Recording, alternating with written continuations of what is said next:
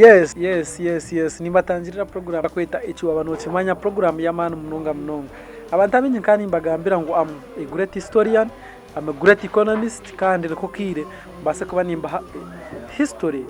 kandi base kuba tutambura hamwe tukutambura hamwe naza kwaretera umushiro mutwe n'umuronda kandi mutwe n'umbuza munonga bamwita Juvénal Habyarimana kandi ogwa kandi president wa kabiri muri Rwanda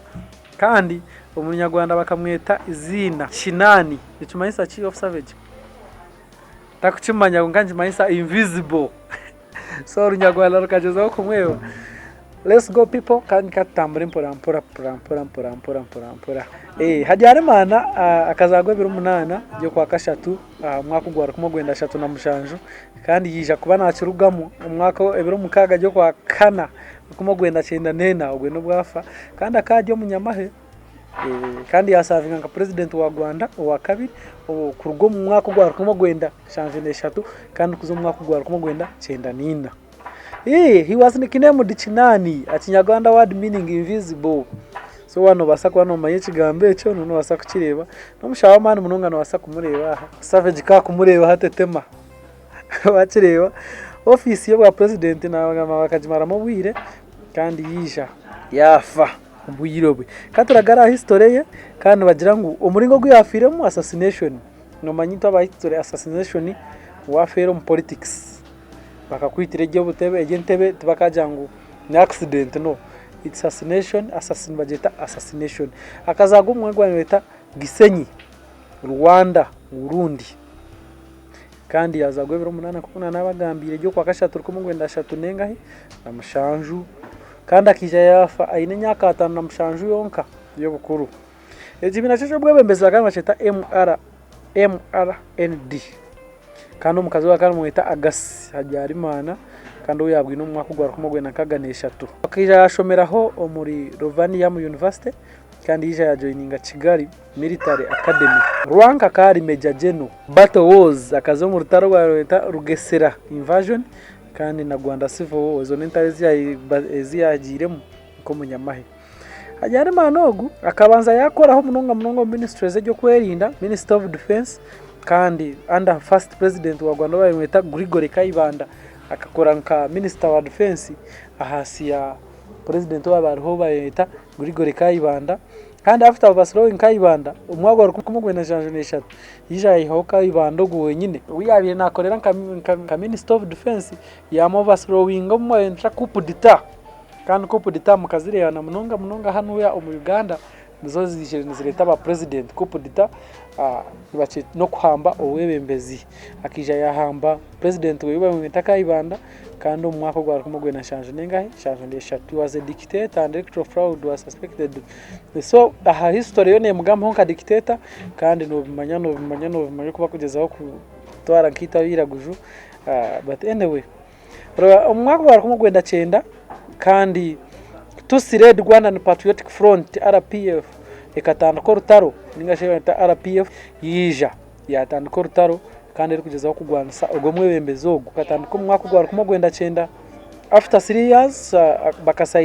akasayininga ndaga ne rutaro kumugwenda 9 aruka codes ya signinga na RPF kandi nka indagano yo businje umwaka ugwakurasireho akafa kanu munjire ibataretegereje mwenu etakwetegerezwa maestras circumstances kandi yafera umunyonyi kandi akaba ine president ndijo wa Burundi babatereshe bakweta miza iraho hina Kigali Rwanda bwanyuma yo kusigninga endagano n'aba RPF akamaze umwaka gumwe kandi yija yakora ki so kuyamazire kurugaho hakaza hemberambi rero kumugwenda 9 naho abo kuba kuyamazire kufati eco kija cha letere kibakweta genocide kumugwenda 9 genocide yabene gwanisa abahutu bagwanisa abatusi kandi eco tikirabire kirungi namwano ne bintu bimwe mu history ya Rwanda ebitageba kandi kikabaho bwanyuma yogu wabari president kufa ogwe nuba kweta Habyarimana Juvénal Habyarimana kazagwe 2008 na tugisenyi Rwanda Burundi awerese hutu family akazagoma kagabanta ibine metoke umutemwa kaguriho kengamba ya savage umutemwa kaguriho kandi yija yashoma akagishomero mu college ya St Paulo Bukavu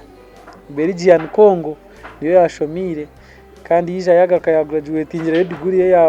ya mathematics and humanities umwaka wa 2008 umwaka wa 2023 Habyarimana akatemba idara kandi yaza level ya lieutenant kandi yija yaba bama pointing nka guard national Rwandese kandi umunyaka ebiri kurugaho yija yaba minister wa national guard and police. President Habyarimana with that prime minister so ejafa bino zire mabare banonga gumana umutureba no basa kumbuza cyo kwenda kumanya kandi yakija yafu mwako gunabagambe rwara kumugwenda cyenda nena echaresire habaho genocide so no basa kubuza cyo kwenda kumanya chona ninja kubana nchikugambira Ndeba henjuye Habyarimana's wife Habyarimana was evacuated by French troops shortly after his death. She has been described as having manifested influence in Rwandan politics. She has been accused by Rwandan Justice Minister Sakis Karugarama of complicity in the genocide and was denied asylum in France on the basis of evidence of her complicity. She was arrested in March 2019 in Paris region by the police accusing Rwanda and issued international arrest warrant in September. French court denied Rwanda's request for Habyarimana. He was advocate. So ogu omucyara wa Habyarimana bakamutaho mushango munonga kugira ngo genocide akakora cyango kandi bija minister wa justice oba kweta Sakis Karugarama aturana inango bamunanke bamuvunane amishango yakozigwe kandi French bakija bamukwataho kija bamukwate 2010 kandi radio kwempora kandi France kanga kumugaruza muri Rwanda. Ejo niyo story nakwinire sofa owabira ro kumara ubwirobwe owahireho second president wa Rwanda. Eki Waba Nokimanya president wa kabiri wa Rwanda bakandi bamwita Habyarimana kandi akiyaho bane betaka ibanda no yaba first president numango akari minister wa defense ninga. I sign out.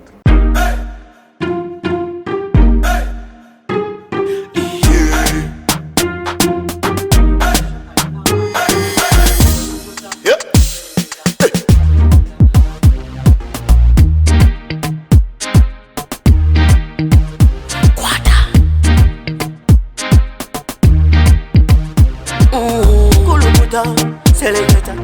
kuluta ninga kale.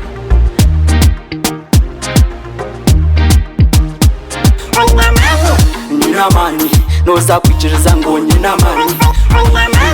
Nina mani, no za kukakasa ngo nina mani.